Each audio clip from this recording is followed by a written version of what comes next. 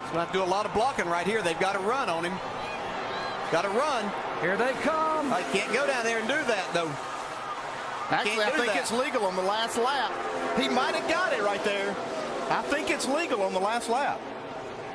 And if he can finish the job here, that win would push him ever closer to a guaranteed spot in the playoffs. I don't think in his wildest dreams he would have thought it would have come this quick after making that decision.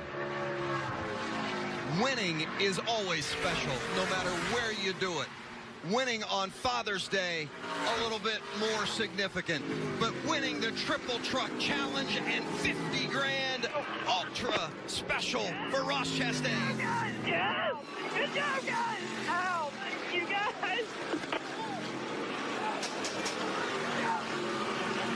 Hell of a job there, bud. Hell of a job. Take care of that thing. That's our... Thank you so much. Oh, my God! Take care of that motor. How special are those tears of joy? You could just hear he was so emotional in that truck. Phil?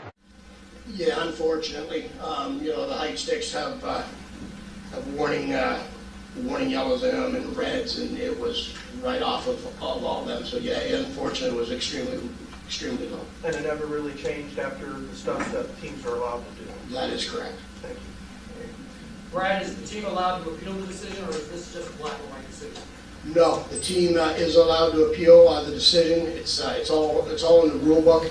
It is sped up a little more than a normal penalty would be. 1 lap to go from Daytona. That third lane, a lot of energy on the outside. Yeah, and this is now going to become a pushing contest as you see Parker Kligerman up the racetrack.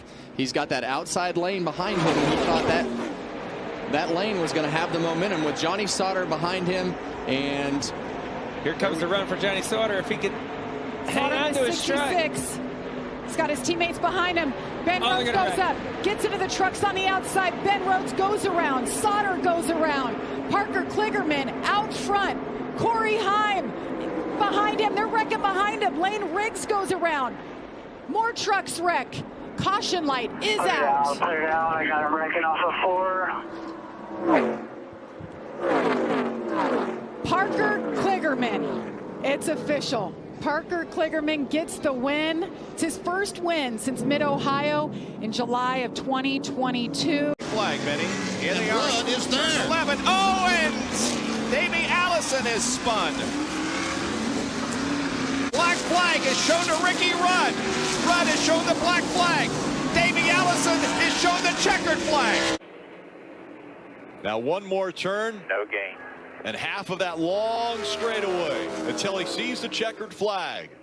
It would be his third win of the 2022 season, but more importantly, it would be career win number 49, tying him with Tony Stewart. He's going to win at Pocono again. Great job, team. Good work.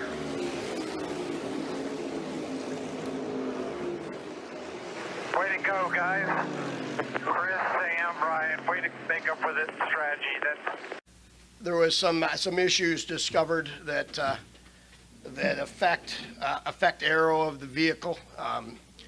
The part was the front fascia, and there really was no reason why there was some material that was somewhere that it shouldn't have been, and that does basically come down to a DQ. It is a penalty. Both first 11 of Denny Hamlin and the 18 of Kyle Busch been DQ'd. They're trying to hold off the field. Johnny Sauter eliminated from the playoffs last week, but he's going to get it done at Talladega today. Johnny Sauter holding off the crowd and winning for the second time at Talladega. Johnny Sauter is not going to win the race. It's the 20 of Spencer Boyd. Unreal is right. That's what you get at Talladega. Unbelievable. Now Boyd's going to have to get back in the truck. He's going to have to go to victory lane. Oh, and Johnny Sauter is going to be furious. Then the next flag will end the race. He does make it to the white flag.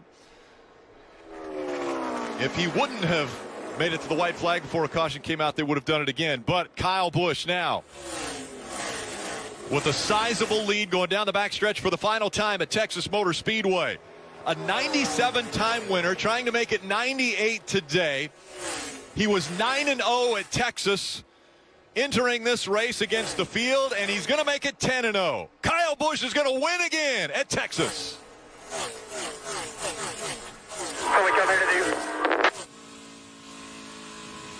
Hell of a job, KB, man. That was a great restart.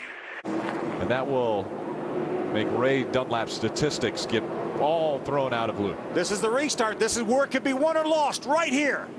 Coming to the green flag. Johnny Sauter moves down the racetrack before he gets to the start-finish line. We've seen this before. They could black flag Johnny Sauter for that move. We saw David Reagan get penalized in the Daytona 500 for doing that exact same thing. He cannot move out of his line until he gets to the start-finish line. Johnny Sauter dropped down in front of the 33.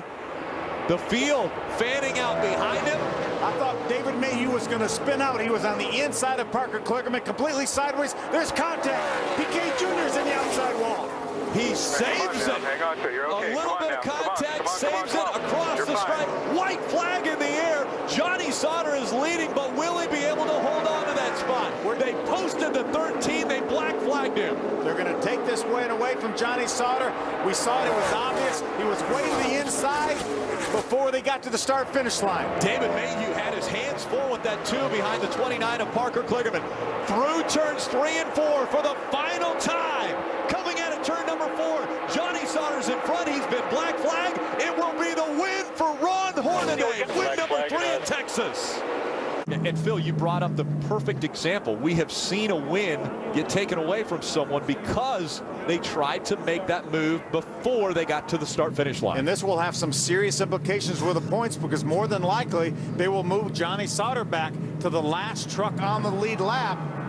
And in this situation, that would be 22nd. It would be 20. He would be shown in the 22nd position. More than likely, that's what kind of finish Johnny Sauter's going to get. Johanna Long is able to climb out of that truck. She will go to the ambulance in the infield care center. Ron Hornaday grabs the checkered flag. It's the 3rd time he's won at Texas Motor Speedway, closing in on Brendan Gaughan and Todd Bodine. I know how heartbroken Johnny Sauter has to be right now, but this is the 2nd time we've seen that happen this year. We saw it happen to David Reagan in the Daytona 500. And the rules are spelled out each week. They remind them you cannot move out of your lane until you get to the start-finish line on a restart. Let's take a look at it now. This is the restart. Johnny gets a great jump, such a good jump that he's able to clear Ron Hornaday.